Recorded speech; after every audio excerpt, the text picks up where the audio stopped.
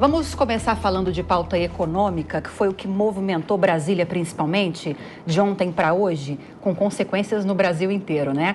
Numa movimentação estratégica para o orçamento de 2025, o presidente Lula, seguindo orientações do ministro da Fazenda, Fernando Haddad, decidiu por um corte substancial de quase 26 bilhões de reais em despesas obrigatórias. Essa decisão, anunciada após reuniões com a equipe econômica, faz parte de um esforço de revisão e otimização de gastos públicos. Haddad destacou, em entrevista, que esse ajuste fiscal é resultado de um detalhado pente fino nas contas, visando a eficiência e sustentabilidade financeira do país. Além disso, algumas dessas medidas de economia podem começar a ser implementadas já neste ano, através de bloqueios ou contingenciamentos. Eu vou abrir esse debate aqui com a Jess Peixoto, porque era uma informação que todos esperavam muito. Eu costumo dizer, estava dizendo nos últimos dias, Jess, que o Haddad não podia ser visto pelos jornalistas na porta do Ministério, em qualquer lugar, que ele já era bombardeado com perguntas desse tipo. Quando vai vir a política de corte de gastos? Que tipo de cortes nós teremos? Então, a gente teve essa sinalização que vai haver um pente fino em alguns benefícios sociais. Alguns beneficiários vão ser convocados para ver se realmente ainda estão enquadrados nos critérios necessários para receber esses benefícios. E aqueles que não devem mais receber, mas que por algum motivo estão recebendo, deixarão de receber. Daí essa economia esperada de quase 26 bilhões de reais. Vai ser o suficiente? Vai dar para ser o ano que vem? Vai precisar antecipar para esse ano? O que você espera? Então, excelente. O que é a grande questão aqui? A dificuldade que eles enfrentam. Dólar galopante. O investimento não está atrativo para o Brasil por várias razões. Insegurança jurídica, o governo gastando muito, endividamento público aumentando. Então, toda essa instabilidade tem causado um prognóstico negativo para a economia brasileira. E aí, o que acontece? Este é um ano de eleição. E o que eles não podem fazer? Eles não podem cortar esses gastos agora na perspectiva deles, porque isso teria um impacto eleitoral negativo. Então, eles jogam isso para o ano que vem. E, bem colocado, setores que são de apoio do governo, base do governo, serão possivelmente afetados. O Haddad tem trabalhado que vai haver ali uma conversa com as equipes, que ainda não está fechado de onde vai se tirar esse valor, mas pode ser desde a Previdência, abono salarial, pode ser da saúde, pode ser da educação também. Então, vai haver um momento de desagradar a população e principalmente a base do atual governo. E aí eles já estão de antemão tentando colocar esses panos quentes nessa situação. O corte de gastos, ele é necessário, esse governo ele tem gastado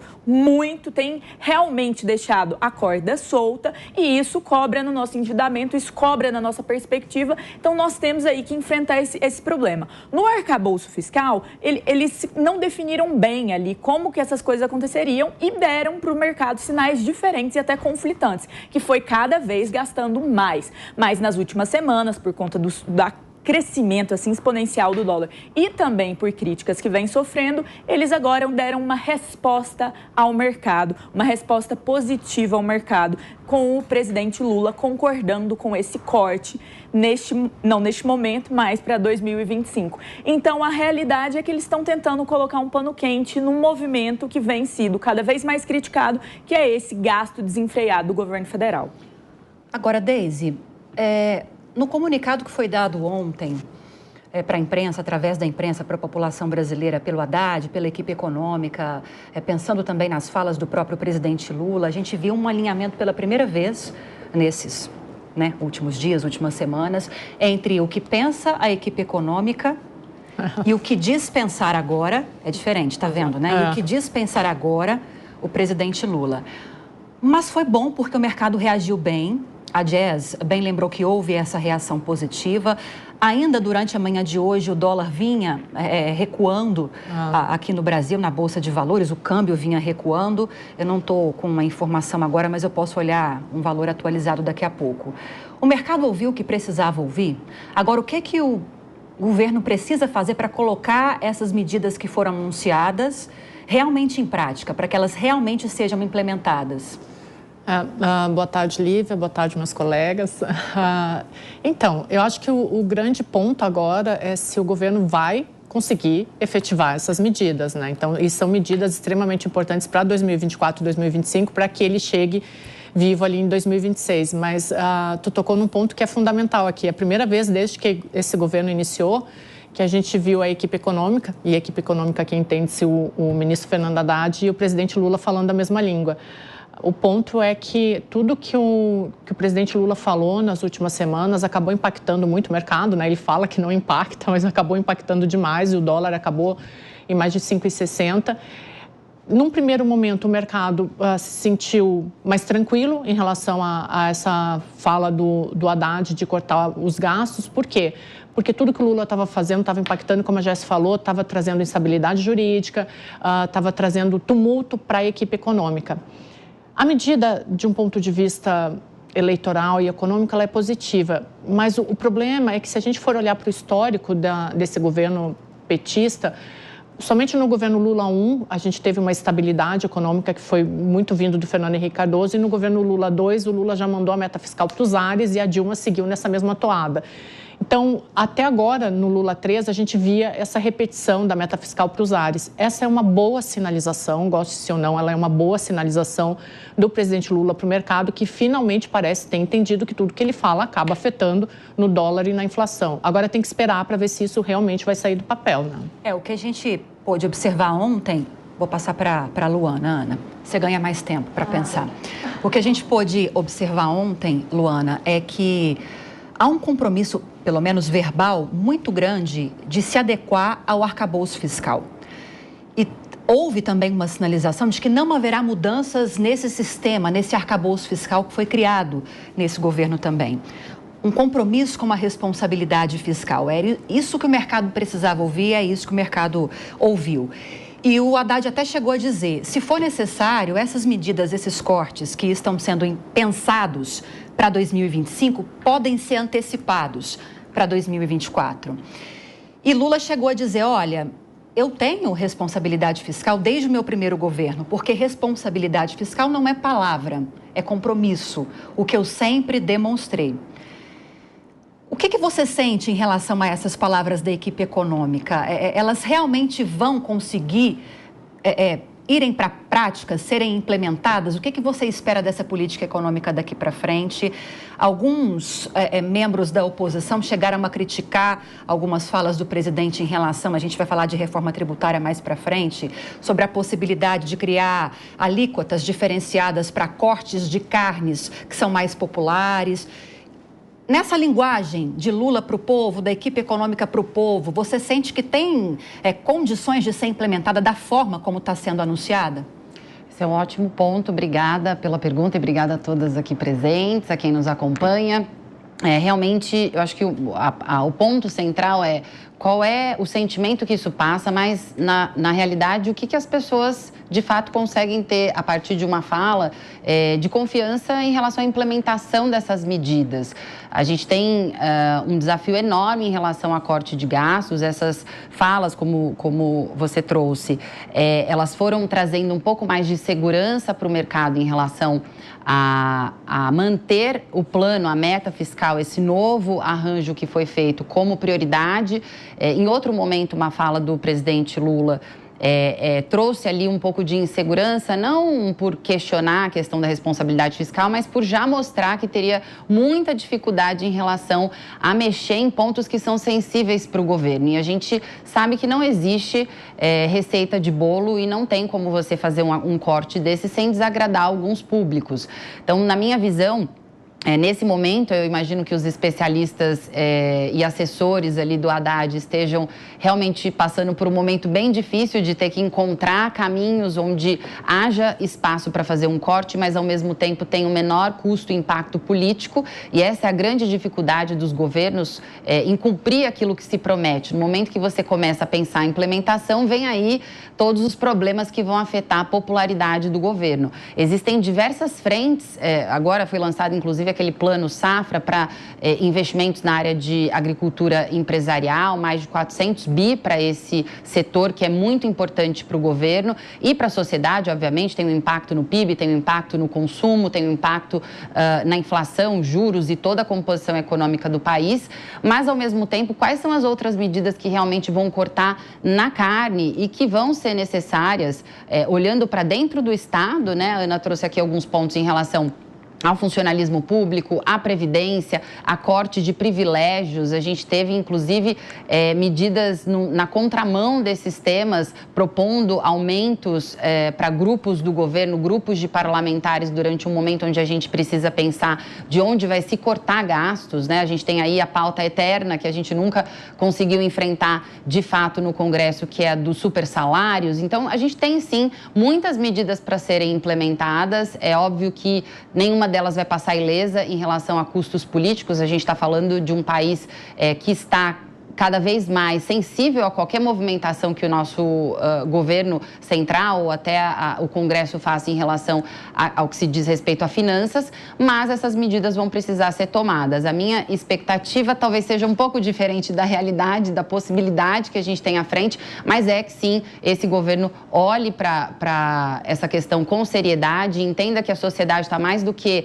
ou pelo menos um setor, alguns setores da sociedade estão mais do que na expectativa de receber notícias que sejam coerentes em relação à nossa situação fiscal, mas que ao mesmo tempo também prezem por garantir essa transparência em relação àquilo que vai precisar cortar da carne do próprio governo, da própria popularidade desse governo. Ana, quero te ouvir sobre isso, mas como eu sei que você é uma pessoa muito criativa... Ah, meu Deus!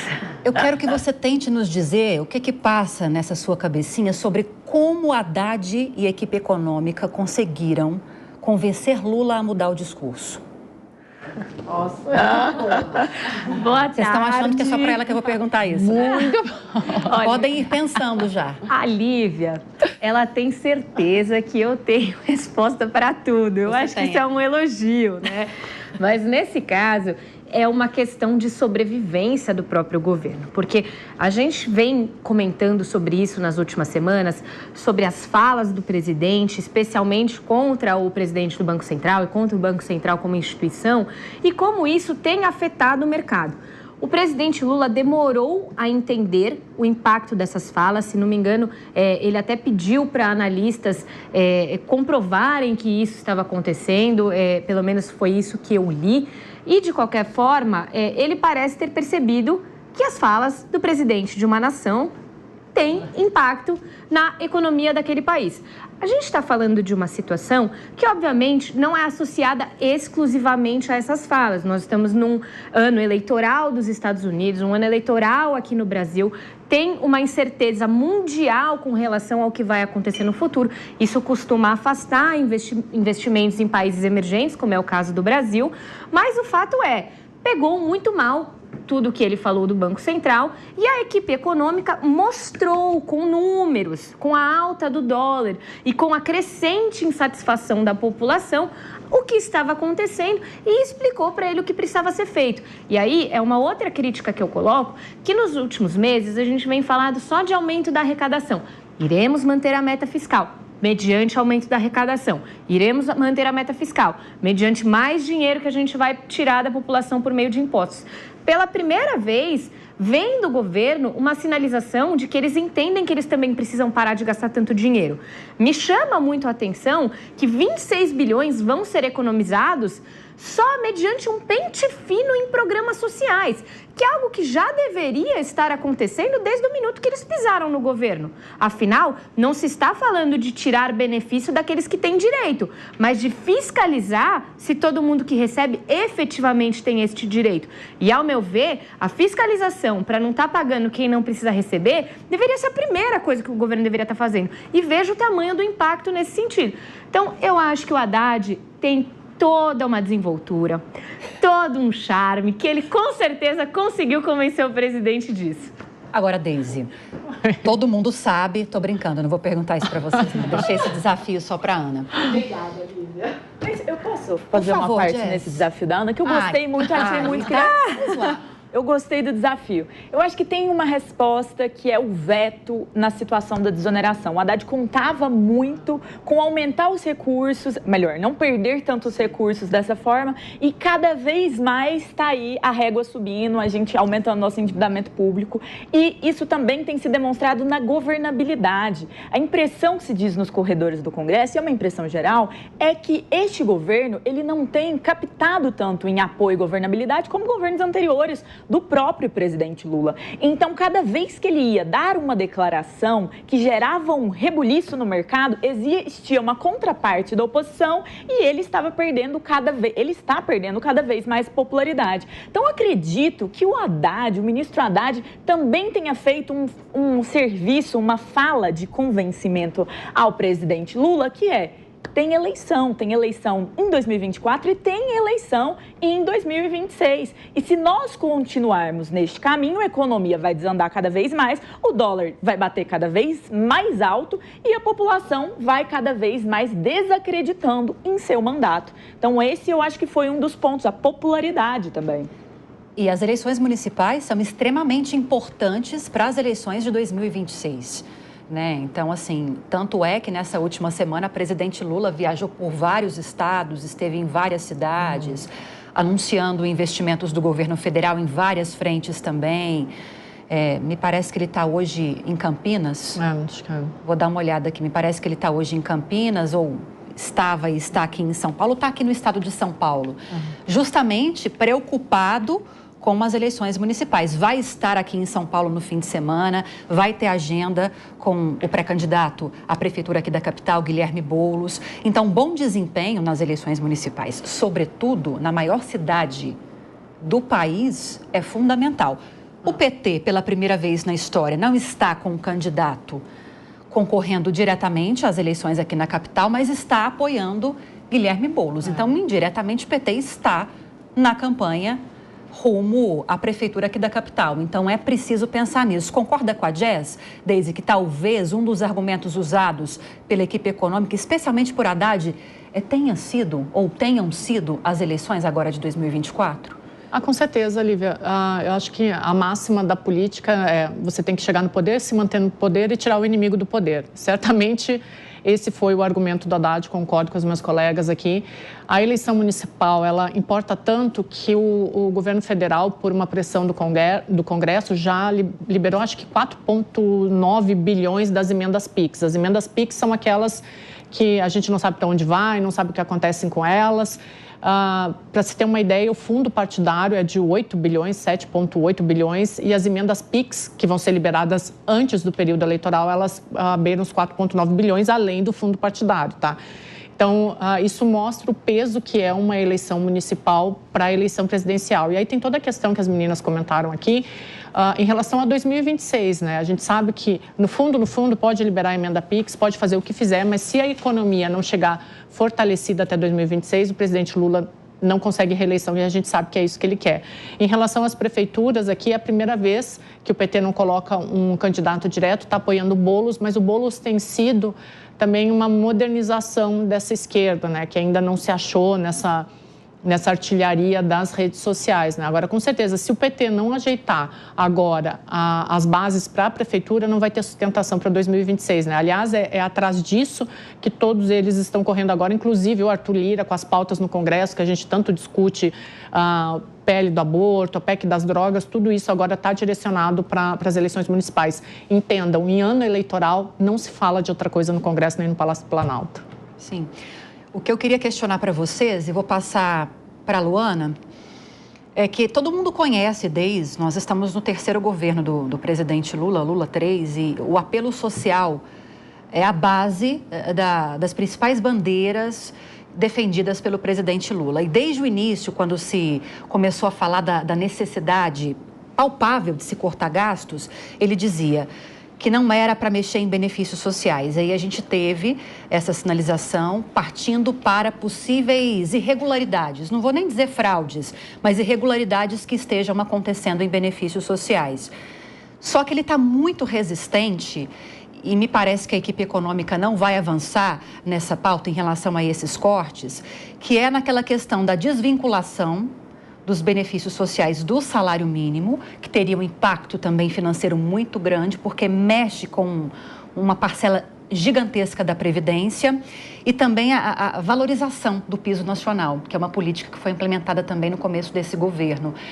Lula está certo em manter o que é a base do seu governo, não mexer nessas pautas, ainda que o custo econômico lá na frente possa pesar para ele? Perfeito.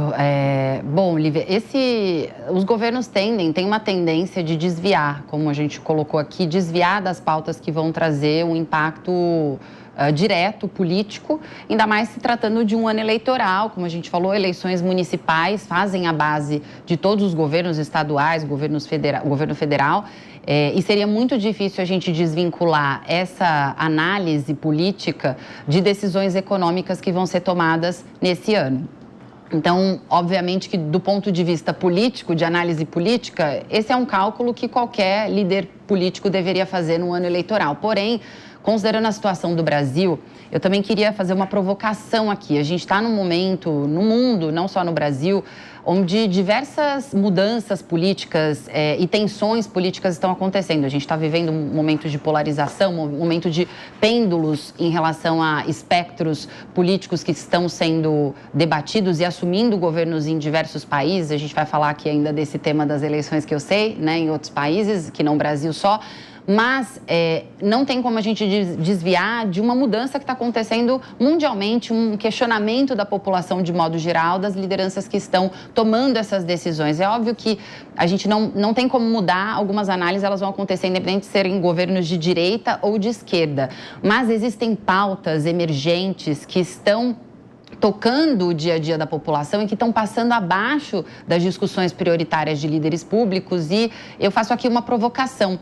Quanto que a gente perde hoje no Brasil com crimes cibernéticos, por exemplo? Uma pauta de segurança pública que está sendo extremamente debatida em diversos países. Qual vai ser o investimento em segurança pública, que é uma pauta que afeta os negócios diretamente, as famílias, obviamente, mas apoia muito em momentos de tensão econômica no nosso país, fortalecer essas bases. Quais são as outras pautas, tirando saúde e educação, obviamente, que são extremamente importantes, mas a questão da sustentabilidade, quanto que a gente está perdendo com desastres como o que aconteceu no Rio Grande do Sul e outros que a gente tem visto acontecer, não só no Brasil, mas ao redor do mundo.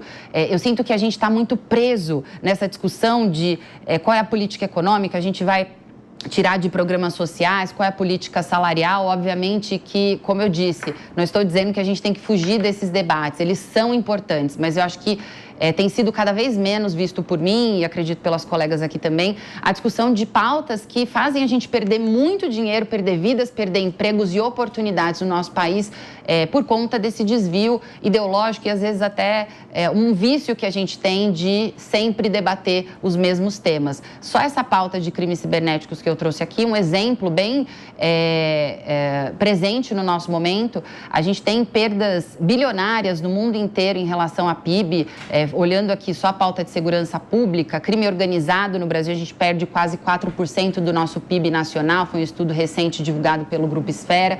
Tem várias pautas que fazem a gente perder muito recurso e que também ajudaria o governo a, inclusive, não tocar nesses pontos de políticas sociais que são tão caras para a sociedade, ainda mais falando de um país em desenvolvimento como o nosso, que precisa, sim, de um tecido social, um investimento do Estado maior do que seria o desejável para que a gente consiga manter ali a justiça social ainda prevalecendo, ou tentando conservar os direitos e a capacidade das pessoas de prosperar economicamente.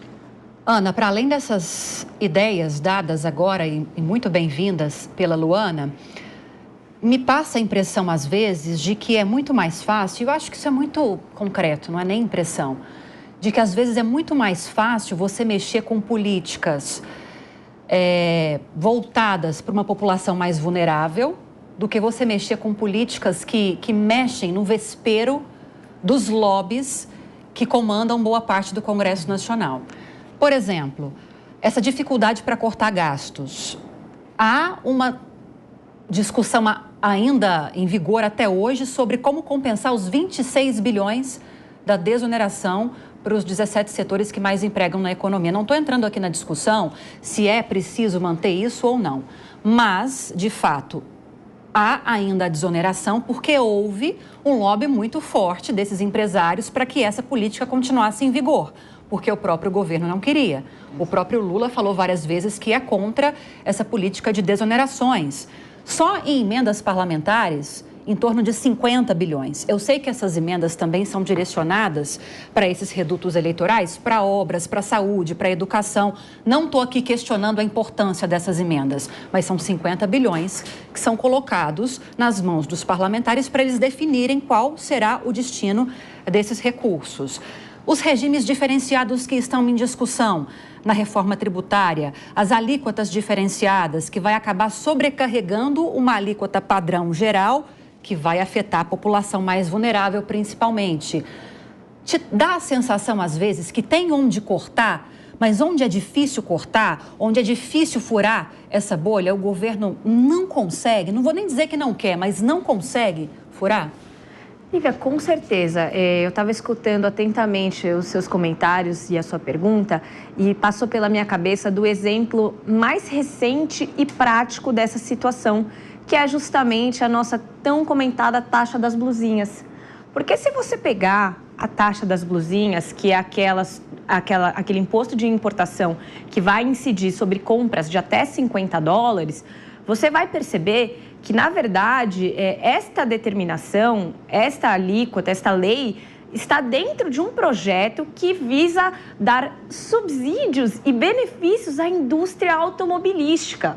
Ou seja, eu estou tirando daquele que faz uma compra num valor módico, que era justamente o fundamento dessa isenção até agora. Então, a compra ela tem um valor tão baixo que ela não precisa ser tributada, ela é isenta, porque provavelmente quem comprou algo de um valor tão baixo é das camadas menos abastadas da sociedade, o que faz com que seja necessário impedir que eles tenham que pagar mais por aquele produto, para justamente trazer incentivo para a indústria automobilística. E nesse caso específico, são incentivos com relação à emissão de gases poluentes, de combustíveis, que é algo que, vamos combinar, já vem sendo feito sem precisar de qualquer incentivo, porque é uma evolução mundial. Todos os países do mundo têm passado por esse momento de adaptação por conta do consumo dos combustíveis fósseis e tudo mais. Então, existe sim, e aí eu acho que a gente começa a entrar um pouco na complexidade que é a política aqui no Brasil. Porque hoje, se o governo, o executivo, né, não estou falando desse governo específico, mas se o poder executivo começa a entrar em atrito com essas camadas mais poderosas da população, ele começa a perder apoio no poder legislativo. E aí ele começa a não ter mais condições de governar. Porque tudo, e assista a linha de frente, você vai perceber isso. A gente discute episódios em que tem que haver uma negociação entre o executivo e o legislativo, tem que haver uma concessão. Então eu aumento aqui, você me dá tanto de emendas. Então, o jogo ele é muito truncado. E se você começa a mexer com as camadas mais poderosas da população, você começa a perder apoio do poder legislativo. O que é muito ruim, muito frustrante para a sociedade, porque a gente fica, justificadamente, com a impressão de que sobra sempre para o mais pobre, que não tem tanta força assim para levar as suas demandas para o Congresso de forma adequada.